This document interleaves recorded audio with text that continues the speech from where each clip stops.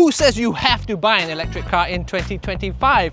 This is the new Subaru Forester eBoxer hybrid, and yes, I did say new, and yes, I did say hybrid. It is a full self-charging hybrid. Now, Subaru have kept all the strengths that made the previous one such a compelling product, and they've built on them to take this to a whole new level. So on behalf of Motor Image Enterprises, I want to show you why the new Subaru Forester is the most complete one yet. It's still adventurous, still practical, but safer and more efficient than ever.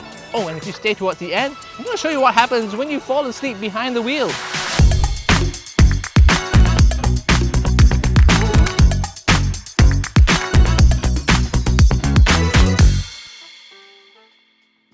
Well, here I am in the showroom, and it's impossible to miss that this is a new Forester because it just looks so striking. And a lot of that is down to this handsome black panel across the front of the car. And I really like what they've done with the headlights as well. They split them into two with the daytime running lights up here and the main clusters down there. And together they really give this car a smooth, sophisticated and yet prominent look. And it has more presence than before as well. And that's because it's slightly longer and wider. It is a bigger car. So bigger car, bigger wheels. These are 19 inches as standard, 1 inch more than before. And I'm sure you've noticed this plastic cladding for the wheel arches, as well as the sills down below. They give the car a very rugged look, and going into the jungle is a very scratchy business. The Forester always looks ready for that. It looks like a car that's put on some hiking boots, but still look good in the city. Oh, and let me draw your attention to this belt line over here and how it dips down below to create really large windows. Bottom line is, I think this car was designed by people who really think long and hard about what it's like to live with a car. And let me show you something pretty cool. These inlays at the pillars help to create a floating roof effect. Now, they're a tiny bit of detail and they definitely took some extra effort, but trust me, the Forester just wouldn't look the same without them. Oh, and look, it says symmetrical all-wheel drive here. You have something to be proud of, you may as well put it nice and high where everyone can see it. Now, over at the back, things are really new. My favorite feature has to be this new black bar that kind of links the slender tail lights. And check it out, you've got Forester molded into the bodywork here. You used to have a badge about this big, but it's very bold now, and yet it doesn't scream or shout. I mean, it's the same with this Subaru badge here in black. So I don't want to go into too much detail, but this looks very different from before, and yet you somehow know you're still following a Forester. So practicality continues to be one of the strong points of the Foresters, and I've got 484 litres back here, but I can easily expand that to 1,655 litres from right here. So let me pull these switches, and there you go. But it's not just about numbers and space, right? This car has things like cargo hooks for nets if you want to tie down your stuff. It also has grocery hooks on the sides so that you can hang your shopping over there. So little thoughtful touches like that. And it does have some hooks up here as well. Now, some people think those are grocery hooks, but wouldn't really be hanging my apples and oranges high up here. I think these are more like lifestyle accessories. So if I'm going camping and I need to hang a lamp, I can do it over there. Or let's say I've gone surfing or cycling and I need to do a quick change of clothes, I can hang some of it up there while I do that. Bottom line is, this really does feel like a car that's built for the outdoors. So let's take it outdoors. So let me tell you about symmetrical all-wheel drive. That's the Subaru thing, right? But what does it actually mean? Well, there's two components there, and the symmetrical part is all about the layout of the system. You see, in most other cars, the engine is actually across the bonnet like this, and you have the engine on one side and then the gearbox on the other side, and one is bigger and heavier than the other, right? So that doesn't give you a perfectly balanced car. But in this car, the engine and gearbox are actually laid out like this, straight down the middle, so you've got perfect balance. And as for the all-wheel drive part, well, many cars are all-wheel drive, right? But the Subaru system is actually full-time all-wheel drive. That means the engine's power is going to all four wheels at any given time. With a lot of other cars, you do get a part-time system where the engine drives, let's say, the front wheels, and when they start to slip, it adds power to the back. But that means that you only get the benefit of all-wheel drive after you've already started to lose traction. And the whole idea with the Subaru system is that you want to minimize the chances of losing traction in the first place. You know, all-wheel drive is one of those things that's like insurance, right? You don't think about it when you don't need it, but when you do need it, it's priceless. Okay, so my first impressions driving this car is that it is super easy to drive. I mean, look at how big these windows are. And I tell you, large windows are underrated because they mean that the visibility is great and it's so easy to see out of this car. I mean, of course, I do have blind spot monitors, but I really don't feel like I have to rely on them because I can just swivel my head and see everything. And in front of me, I do have analog gauges.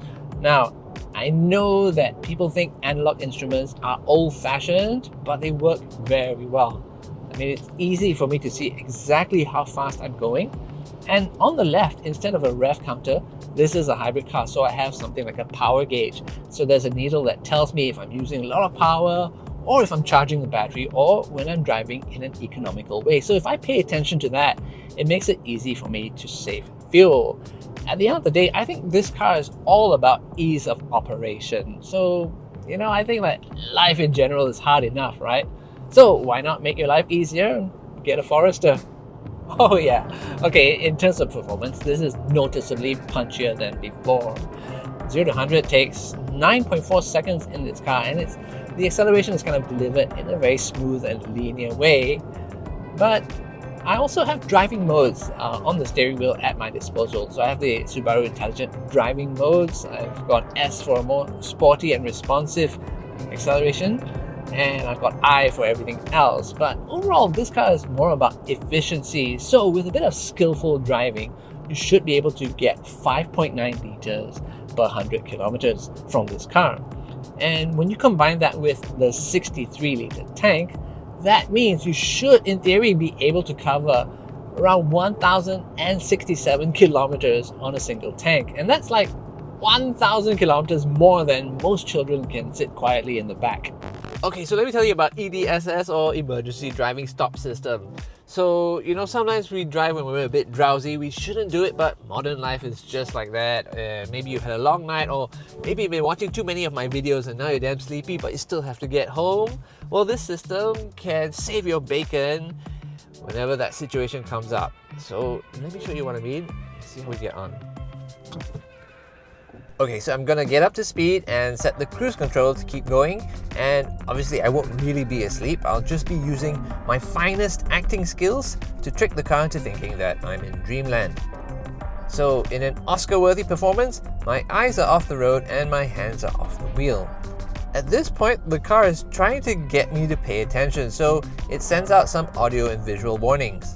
Since I don't respond, it's starting to get concerned now, so it jabs the brakes to try and jerk me awake. It works, and hopefully a drowsy driver would get the message and find a safe place to pull over. But not me. Soon I'm asleep again, and that's when the Forester decides enough is enough, let me take over now. So it flashes the hazard lights to warn other road users, and then it automatically brings itself to a safe stop. Okay, so that was actually kind of scary, even though it was just a simulation. So can you imagine if it happens in real life, like how terrifying it would be to like fall asleep at the wheel and then just wake up by the side of the road? But you know, it's still better than falling asleep at the wheel and then waking up in a hospital. And I think it's all thanks to EDSS systems like this that can really prevent those situations from happening. Okay, how do I know the Forester was engineered by a family man? Well, look at how wide this door opens. It's almost 90 degrees. So if you've got like a child seat or something you want to heave into place, that makes it a lot easier. But you know, for adults, just look at how much space I have. So for reference, I'm 1.75 meters tall and I'm sitting behind my own driving position, and I'm seriously not short of room. And of course, it helps to feel more airy that I've got this really big glass roof on top of me. But okay, let's check out what the Forester offers in terms of comfort for a long journey, because I have got rear aircon vents. I've got 2 USB charging ports as well, one A and one C, and they're both quite high powered, up to 3 amps, so you could charge a laptop for sure. I've got actually very convenient map pockets as well, so I've got one just for the mobile phone, which puts it within handy reach. And if I want to recline a little bit, I can do that with this strap over here. Feel more comfortable, but if I need the space for luggage, I can of course have it more upright. So let's see what else. If I fold this down, there's only 4 people in the car. I do have cup holders over here, but every door actually comes with a pocket large enough for a bottle this size over here. So think about all the things you need for comfort on a long journey. You need space, you need cool air, you need power supply, and maybe something to drink. Well, the Forester has it all. But you know, there are a lot of cars that do offer quite a number of these features. So I want to show you a couple of things that I've only ever seen in a Forester. Two things, in fact. The first unique thing helps you make use of these roof rails over here. Now, you're going to want to load things up here from time to time, and look at how stable I feel up here. That's because I've got a nice wide and grippy platform underneath my feet, so I feel comfortable climbing up and down like Spider-Man. If you follow me down here, I want to show you this pin over here. This is called a rear door engagement pin. So there are actually safety beams inside this door, and they're connected to this. And this, when you close the door, ties it to the frame rails of the car, so everything locks together. And if somebody should crash into the side of your Forester, it helps to keep your kids nice and safe. And you know how you once gave your wife an engagement ring? Well, maybe as a family man, it's time to give your kids an engagement pin. Righty-ho, guys. As soon as I climb on board, this camera scans my face, and if it recognizes me, it greets me, and you can see it's already adjusting my seat into my stored position. So how cool is that? Let me just fire up this car now, and I'm sure you've noticed these nice new textures as well as a lovely bit of contrast stitching, but I think what's impossible to ignore is this new 11.6-inch touchscreen. Now, okay, I know some people hate touchscreens, right? But I gotta say, the icons on this are quite blocky and they're quite large, so they are easy to find and use. And it's also very customizable. Let me show you what I mean. If I don't want media here, I can just press and hold, and I can move it to wherever I want.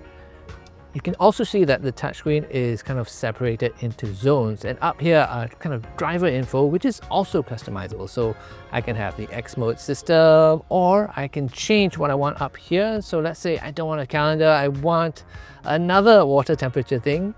Oh, okay, let me get rid of the calendar. I'll put my average speed up there, and I can have it exactly the way I like it. Now down here are the all-important climate controls. I think it's super important to mention that they are always here. So no matter what I have on the screen, this is always here, and I can always alter the temperature or fan settings the moment I want. This is what I call zero layer, and it's very important to use, but I think you'll be relieved to know that there are still physical controls. So all the key buttons are here, so like tuning the radio or adjusting the sound, all-important volume and mute system, as well as temperature buttons or the demister, stuff like that. The hazard lights, all physical and all immediately reachable. But it's not just about having physical buttons. Let me show you what I mean. So the one for the camera system is down here. When I press it, it of course activates the camera, but you know, this is very useful for off-roading. So I want to see around me so that I don't bash my Forester's chin on a rock, right? So straight away when I press it, you can see that the X mode system comes up here in case I want to set the all-wheel drive system into a different mode. So yeah, it is really well thought out. I also have buttons on the steering wheel. People are gonna accuse this of being kind of old school, but I will point out that many brands have kind of switched to touch sensitive panels here, but are now switching back to physical buttons because they're just easier to use. So with these over here, I can control a whole bunch of things like the adaptive cruise control. I can of course make phone calls, even use the voice control system, and I can tweak the sound system. Speaking of which, that is a 10-speaker Harman Kardon system with a subwoofer. So a lot of fun built into this car. Speaking of fun, let me show you something I found quite amusing. I can actually store a list of birthdays and anniversaries. So that will come a flash up on the car to remind me, oh, you better get that set of flowers. So with anniversary, I've got, well, I don't know who GF and GF number 2 is, but I was just going to say this could be a lifesaver, but it might destroy your life if you use it wrong. But overall, this is part of what makes the Forester feel like a car that's put together by people who just think very hard about how you use a car and who are obviously very thoughtful people. But how does eBoxer hybrid technology actually work? Well, just imagine that this bottle of water is a tank of petrol, which in this car is 63 liters. And imagine that this little cup here is a lithium-ion battery, which I'm actually sitting on top of right now. It's just 1.1 kilowatt hours. I can actually get along on petrol power, in which case I drink from here, or I can get along on electricity. And notice that the tank in this car is actually normal size, but the battery is quite small. That's because the electric motor in the Forester is designed to push the car along at low speeds when petrol is least efficient, or keep the car going when it's already rolling on the highway. And whenever I do that, I can not use any petrol at all and just sip from electricity. But here's the beautiful part. Whenever I slow down, go downhill, or step on the brakes, there is a regen system that captures that energy and uses it to top up the battery. So I get a fresh amount of energy that I can sip, and it's all free because it would have been wasted otherwise. This happens automatically, by the way, and the more I can sip from the battery and the less I take from the petrol tank, well, the more money I save. Now, in many countries, the market has shifted towards hybrids, and with cars like the Forester, it's not hard to see why. Not everyone's lifestyle is compatible with a fully electric car right now, and that's just fine. But what does work with many lifestyles is a car that's roomy, practical, well-equipped, and safe, especially if it's more efficient than ever. And that is the new Subaru Forester eBoxer Hybrid. They've really built on its strengths and added a few more. So if you have any questions about the new Subaru Forester eBoxer Hybrid here in Singapore, feel free to drop me a WhatsApp at the number below and I will do my best to help you out. Meanwhile, thanks for watching this presentation brought to you by Motor Image Enterprises. See you next time. Who says you have to? Whoops.